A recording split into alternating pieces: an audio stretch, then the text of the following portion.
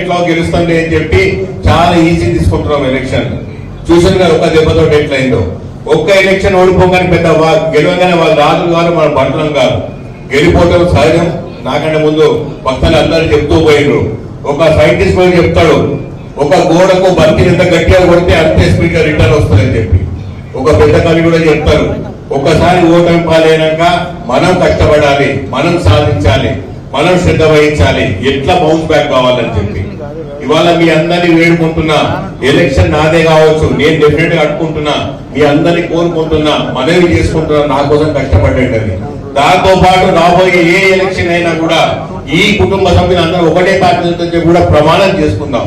ఎందుకంటే ఒక ఎలక్షన్ అయిపోగానే నాది అయిపోయింది కదని చెప్పి అట్లా కూర్చోకుండా ఏ ఎలక్షన్ టీఆర్ఎస్ పార్టీనే గెలిపిస్తూ ఉండాలి.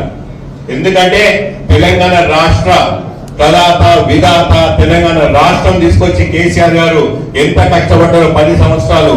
ఇవాళ పెద్ద మనిషి అక్కడ ఫామ్ లో పాపం నడువున కష్టమైతుంటే ఆయన చూస్తుంటే ఎంత బాధేస్తుంది. అయినా స్వలాభాల కోసం ఏది చేయకుండా అహర్నిశలు కష్టపడి 450 పైసలకు సంక్షేమ పథకాలు రూపకల్పన చేసి, ఒక్కొక్క సంక్షేమ పథకం రూపకల్పన చేసినప్పుడు ఎంతో మంది కాళ్ళాయేటోళ్ళు.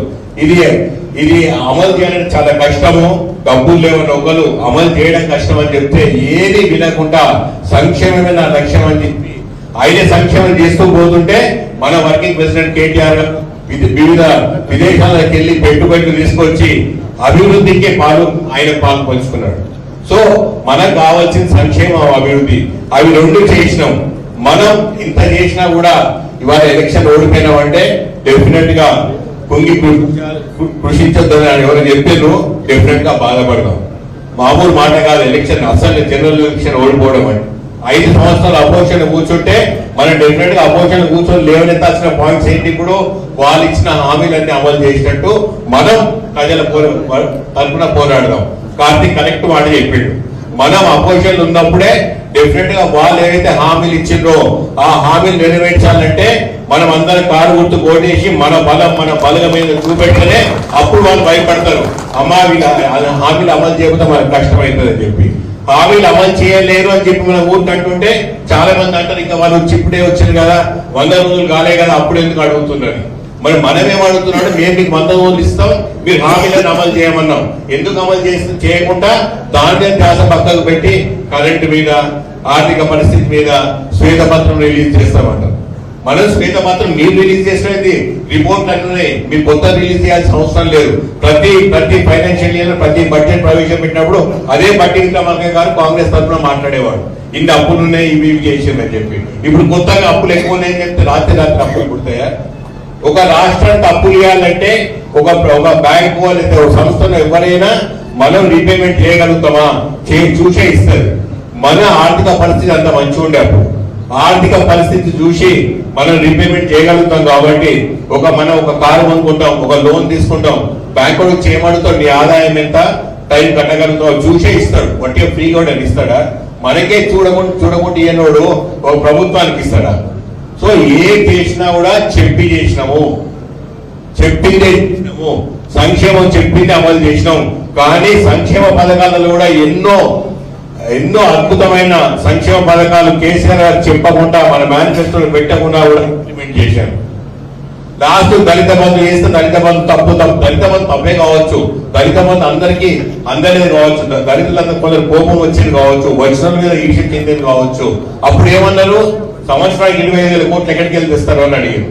మన సంపద ప్రతి సంవత్సరం 25,000 కోట్లు పెరుగుతున్నాయి, అవే 25,000 కోట్లు దళిత బంధుకి ఇస్తారని కేసీఆర్ చెప్పారు. సరే, అది అమలు చేయడంలో కొంచెం కష్టమైంది, కొంచెం లేట్ అయింది కావచ్చు.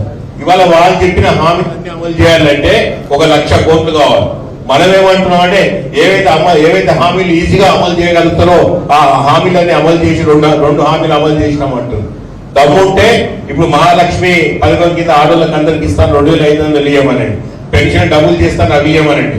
ఆ రెండింటికే మొత్తం 25,000 కోట్లు అయితే, మనకు దళిత బంధు అమలు చేసిన 25,000 కోట్లు కష్టమైతే వాళ్ళ 2 పథకాలు అమలు చేయమనండి. ఏవైతే కష్టం ఉందో ఆ హామీల గురించి మాట్లాడతలేరు. ఊరికే మేము 6 హామీలు చెప్పినాం, 2 అమలు చేసినాం, ఇంకా 2 అమలు చేస్తామంటారు. ఆ కరెంట్ 300-400 కోట్లు అవుతుంది కావచ్చు, ఇప్పుడంటే కరెంట్ 200 యూనిట్లు ఇస్తామంటారు. నేనేమంటే అసలు పెద్ద హామీలు అమలు చేయండి ముందు, తర్వాత మిగతా హామీల గురించి మాట్లాడదాం. అప్పుడు తెలుస్తుంది కదా ఆడబిడ్డలందరూ మాకు చేసిండ్రు అంటే ఆడబిడ్డలందరూ ఆశపడ్డారు, ప్రజలు కూడా మార్పు కోరుకున్నారు. కానీ మార్పు అంటే ఇంత పెద్ద మార్పు అనుకోలేదు, ఏదో ఒక ఎమ్మెల్యే ఓడిపోతారు కావచ్చులే అనుకున్నారు. కానీ కేసీఆర్ గారు ఇంట్లో కూర్చోబెడతారు అనుకోలేదు. ఇప్పుడు ఎందుకు బాధపడుతున్నారు? నాకంటే ముందు మా స్థానిక జెడ్పీటీసీ మాలతి గారు చెప్పినట్టు నిజంగా అప్పుడు ఏదైనా సంక్షేమ పథకం అమలు చేయాలంటే ఎవరి దగ్గర పోయినామా, ఎవరైనా లైన్లో పెట్టినామా, సోపులాటలు అయినాయా, కొట్లాడుకున్నారా, జుట్లు పట్టుకున్నారా? ఏదైతే అది రాత్రే రైతు బంధు మన ప్రభుత్వం ఓడిపోయే ముందు 7,500 కోట్లు ఉన్నాయని చెప్పి మన ఆర్థిక శాఖ మంత్రి అప్పుడు హరీష్ రావు గారు చెప్పారు. వాళ్ళు ఏదో ఎలక్షన్ కోడ్ వచ్చిందని చెప్పి వాళ్ళు పోయి అక్కడ ఆపించారు. అప్పుడు బ్యాంకు 7,500 కోట్లు మళ్ళీ ఎందుకు అమలు చేయలేదు? వాళ్ళు రైతు బంధు ఎందుకు చేయలేదు? ఏదో జీతాలు ఇచ్చి ఉద్యోగస్తులు అందరూ సంతోషం పెడితే ఉద్యోగస్తులు సంతోషపడ్డారు, వాళ్ళు స్ట్రైక్ జీతాలు వచ్చినాయని చెప్పి. మరి వీళ్ళందరూ ఏం కావాలి? రైతులందరూ ఏం కావాలి? టైంకి రీపేమెంట్ చేసుకుంటున్నారు, వాళ్ళ ఇన్స్టాల్మెంట్స్ కష్టమవుతున్నాయి ఉద్యోగస్తులు అని చెప్పి ఆ మాట మాట్లాడినోడు టైంకి రైతు బంధు చేయకపోతే రైతులు ఎక్కడికి వెళ్ళి చేసుకుంటారు? నాట్లకి పడాలి. ఇప్పుడు ఉన్నాయి కరెంట్ చూడండి, మొన్న నేను పరిగిలేదు మీటింగ్ పెడితే నేను మాట్లాడేది 15 నిమిషాలు కరెంట్ పోయింది. మనం అంతకంటే ముందు ఇప్పుడు అనుకున్నామా ఇట్లా కరెంట్ పోతే 1 నిమిషం కరెంట్ పోతే అయ్యో కరెంట్ పోయిందని నవ్వుకుంటున్నాం. ఇవాళ ఇన్ని గంటలు పోతుంది, బాగా రాదని చెప్పింది ఇంత ముందుకే 7 గంటలు పోతుంది. మనం 1 నిమిషం కరెంట్ పోతే ఒక్కొక్కరు కేటీఆర్ గారికి ట్వీట్ చేద్దరు, కేటీఆర్ గారికి ఫోన్ చేద్దరు, ఏమైంది రామన్నా కరెంట్ పోయిందని చెప్పి. ఇప్పుడు ఎవరిని అడుగుతున్నాం? ఇవి ఎప్పుడైతే మార్పు కోరుకున్నారో ప్రభుత్వం, ప్రజలు అనుకున్నారు మంచి కోసం మార్పు అనుకున్నారు. ఏవైతే అమలు సాధ్యం కానీ మా హామీలు వాళ్ళు చెప్పిండ్రు, వాళ్ళ మాటలలో పడ్డామని అనుకోలేదు వాళ్ళు. మనం ఇప్పుడు నిజంగా హామీలన్నీ అమలు చేసినాక మనం పోరాడదాం, ప్రతిపక్షంలో కూర్చుందాం. పర్వాలేదు, కేసీఆర్ గారు లీడర్ ఆఫ్ అపోజిషన్ లో కూర్చుంటారు. పెద్దలు కేసీఆర్ గారు నిజంగా 1వ తారీఖు బయటికి వస్తున్నారు, ప్రమాణ స్వీకారం చేస్తారు, అపోజిషన్ లీడర్ గా అపోజిషన్ లో కూర్చుంటారు. కూర్చొని ప్రజలకు అదే ఇష్టమైన కూర్చుంటారు కావచ్చు. మనకు కావాల్సింది ఏది? మాకు తప్పుడు సంకేతాలు ప్రజలకు పంపించిందనే మాట చెప్తూ ప్రజలకు చెప్తాం. ఇవి వెంటనే అమలు చేస్తారు, క్వశ్చన్ చేద్దాం. అసెంబ్లీలో మన మొన్న అసెంబ్లీ ఎట్లా నడిచింది? అంతకంటే ముందు ఎంత తప్ప ఉండే అసెంబ్లీ. అపోజిషన్ కూడా చాలా గట్టి ఉందని వాళ్ళకు కూడా భయం అవుతుంది. ఇప్పుడు ఏదో టైం పాస్ మాట్లాడినాం, హామీలు అన్ని ఇచ్చినాం, చూసుకుందాం లేని కూడా నడవదు కదా. ఇంత స్ట్రాంగ్ అపోజిషన్ ఉంది కాబట్టి వాళ్ళు హామీలు ఇచ్చినాయని హామీలను అమలు అయ్యేదాకా లొల్లి చేద్దాం. ఇంత పెద్ద కుటుంబ సభ్యులు ఉన్న బీఆర్ఎస్ పార్టీ కార్యకర్తలు ఆగారు. మనకెందుకు? ప్రజలు కూడా ఇష్టపడతారా? ఏదైతే ఇచ్చిన హామీలు అమలు చేయకపోతే నిలదీస్తారు వాళ్ళు కూడా. 2 ఎలక్షన్లు కానీ తెలుస్తుంది వాళ్ళకు కూడా. ఇంకా 2 నెలలు పార్లమెంట్ ఎలక్షన్స్ లేట్ అయితే తెలిసేది, అది కూడా ఇష్టం సిస్టమ్ అంతా. ఎందుకంటే వాళ్ళు ఇచ్చిన 100 రోజులు కాదు, 120 రోజులు అయ్యేది, 150 రోజులు అయ్యేది. అప్పటికి అమలు కాకపోతే ఎవరు ఊరుకుంటారు? ఇట్లా నేనేమంటున్నాను, ప్రతి ఒక సంక్షేమ పథకం రూపకల్పన చేయాలంటే రాత్రి మేనిఫెస్టోలు చెప్పి రూపకల్పన చేసినాం, ఇవన్నీ హామీలను అమలు చేస్తామంటే కావు అవన్నీ. అది ఒక్కొక్క